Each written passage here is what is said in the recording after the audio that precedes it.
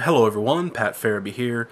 This is a video response to a private message that I received from user 0000infinity0000. He asked some questions and made some comments in the private message that I thought were really interesting and deserved a response.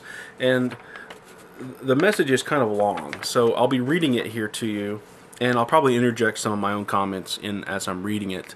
But I thought this is a really fascinating topic and definitely deserved a response. So here goes. Hi there. After watching your video on virtual morality, I had some questions. You discussed morality in video games that we know of today, input and output that we can see. I play games on my computer quite a bit, like Civilization 4 as an example. My keyboard and mouse are what I use to input instructions into the computer, and my monitor displays the results of my decisions. Then I give more input based on that output, and it goes on until I win or lose. These are kinds of games that we know of today, that virtual morality would apply to. Other similar games are like first-person shooters with objectives or obstacles that you must overcome to complete the game. Same difference. But what if there was a different kind of game? If you want to call it that. Let's suppose that in the future, we've perfected the virtual reality platform. We already have at least one prototype that I'm aware of. It's like a giant sphere in which you stand for movement, and it has a display or something, I think. I'll have to look it up. Now, I'm going to interject here and say I've looked up what he's talking about and post that in the crotch bar. Literally, what they've developed is it's a giant sphere that you stand in, and you walk around on the inside of the sphere, and the sphere moves on these rollers, and that determines, the direction. And then, of course, you wear VR goggles to show what you're looking at, and it has a gyroscopic sensor on the VR goggles, so when you look up, it changes the view and so on and so forth. It's like a virtual reality environment. Now, there's another type of controller that I think they're not quite perfected with yet, where it's a omnidirectional treadmill, and it's like a platform, and when you stand in the center and you walk this way, it detects that your weight has shifted, and it moves the treads this way along these treadmills to push you back into the center. But if you walk this way, it also detects your weight has shifted, and it's a series of treadmills on a track, and the treadmills themselves turn around, and so it moves this way, and that keeps you right in the center. Now, the advantage of that sort of controller is they could have, say, a robotic arm or something that then moves an object in for you to actually interact with in your virtual environment. Whereas the sphere, you're entirely enclosed and you have no access to the outside world. Plus, I think the sphere is probably a little harder to walk on. I mean, I've never walked on one. I'm sure it's a lot noisier when you're inside. There's a lot of things that I think would be advantageous to the treadmill, even though the sphere does look cooler. Another concept that is gaining a lot of momentum is something called augmented reality.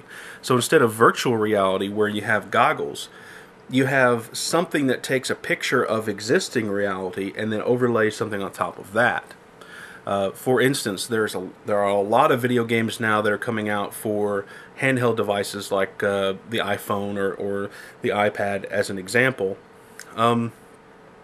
Where it'll take the camera view and it'll actually overlay things on the camera view. There's even one that will, if you lay out a specially designed map on a piece of paper and then you view that, it'll detect the angles of the buildings on the map and it'll project a 3D view of the environment.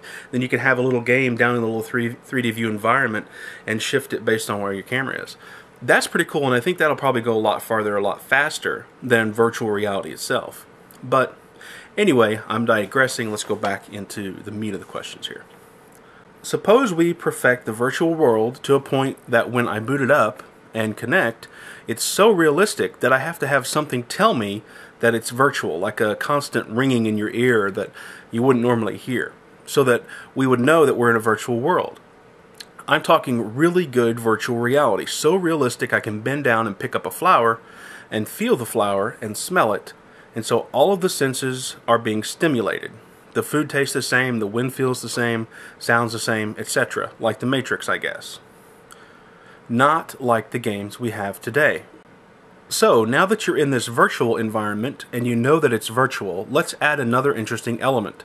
Suppose for whatever reason people in the real world can't tell what you're doing. There's no monitor or output device, and nothing is being recorded. It's just completely private. What do you do then? And what would you do differently than if you were being observed? Would you rape, pillage, and burn? Would you steal cars and run all the traffic lights? Or would you do other things that you wouldn't normally do without suffering any consequences? Or would you take advantage of the simulator and experience all the countries, all the cultures and foods and atmospheres of the world, or the world of your mind, since this is a virtual reality, has to offer? Okay, now I wanted to interject here real quick and say that I know that your comment doesn't say that there's an either-or choice there, but I just wanted to make sure that we all understand that there is not an either-or choice there. You don't have to choose either pillage and burn or experience the finer things in life. You can do both in a virtual world. You can even do both at the same time if you really wanted to. I mean, you could go visit the Louvre, see all the paintings up close in breathtaking detail, while you're murdering all the people visiting the Louvre in a virtual environment. You could do that if you wanted to. There's nothing that says you have to choose either the cultural side or the darkness side of the game. You can do whatever you want to do. And I think that's one of the strengths of the virtual world, is that it can be whatever you want it to be. Anyway, let's continue. And if this virtual reality was so real that you couldn't tell the difference, what then if there was a man hooked up who didn't know he was hooked up? He would likely continue living out the rest of his life in this simulation. And then, what if he realized that it was a virtual reality? Suppose that we went in and told him, and then proved it to him that it was virtual. How would his behavior change? What would he start to do differently? That, I believe, is where our virtual morals emerge and show us and others who we really are.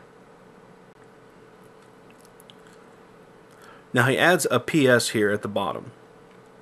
I guess I don't think the games we have today are good enough for us to talk about virtual morality. Clicking a mouse, moving a joystick, interacting with and killing virtual people is a lot different than if you were in a virtual reality and were actually holding a gun and could feel the recoil and see the blood spatter and the cries of the people you were killing. I don't think our games today are close enough to reality to where we can apply morals to the both of them. They're just so different, for a lack of a better word, that we don't even think about morals in them. So what if you had two consoles, a PS2 and this virtual reality platform I talked about above? Both of them have Grand Theft Auto. In the PS2, you probably don't think twice about spawning a helicopter or tank and running down and killing people. But if you jump in that virtual reality, it's a lot closer to home, you know?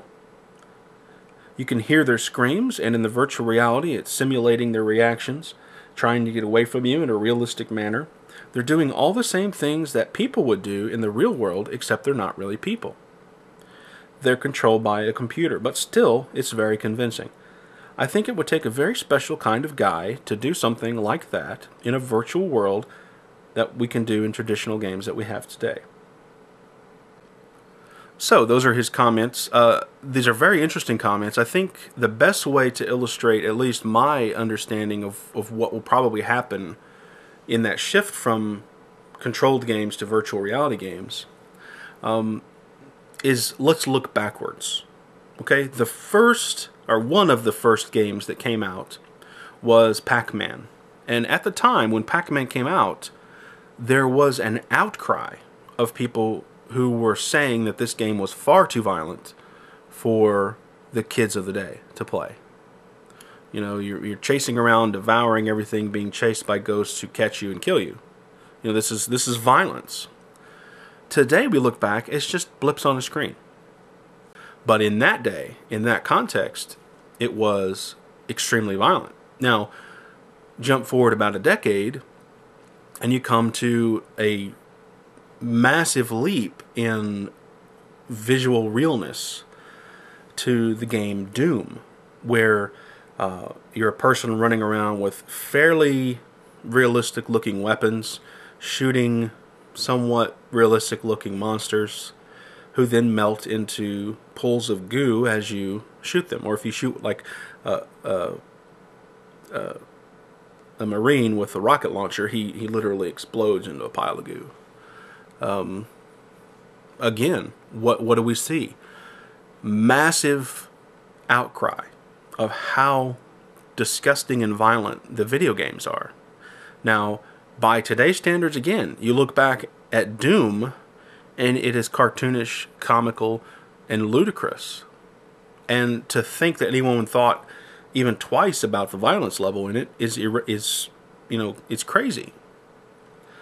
And so today we have, games where, let's look at Doom 3. You walk up to somebody with a almost photorealistic looking shotgun, and you shoot them, and their head splits open, and their brain spatters on the wall behind them. So the realism is increasing. So just from the visual realism increasing, the immersion level is also increasing. And so these are getting progressively more realistically violent. The actions that you're able to do are getting progressively more intricate and violent. And so now we just have to look at what effect that's had on us. Has it had any effect? And that, of course, is where there's a big fat gaping hole in whether or not, what the answer to that question is. Some studies say that there is an absolute link to violence in video games and violence in the real world. Some studies say that there is no link, and some studies go so far as to say there's a negative link, saying that increased playing of violent video games leads to a decrease in violence in the real world. We don't know. We really don't. We don't have any definitive studies that say one way or the other, and that's really what we need to do. So going forward, when we make that leap into the virtual environment, the realism factor, I don't think is going to have any effect. The only thing that could have an effect is the control factor. For instance, you go back in time, again, Pac-Man, not very realistic, controlled by joystick buttons. Alright, so now you go to, say, Doom, controlled by mouse, joystick, buttons. Okay, same control mechanism. Forward to Doom 3, still control mouse, joystick, buttons. Alright, same control mechanism. The realism is increased, but the control mechanism has stayed fairly stagnant. If there's anything that can affect the reaction to virtual environment, it's going to be the new control system. Actually, physically walking through, literally holding something in your hand that has the weight of a pistol, using that to shoot an imaginary creature. That immersion factor is the only thing in my mind that could cause a different reaction. But I still don't think it's going to. I think it's going to have almost the same exact effect that video games have on us today, which is, who knows?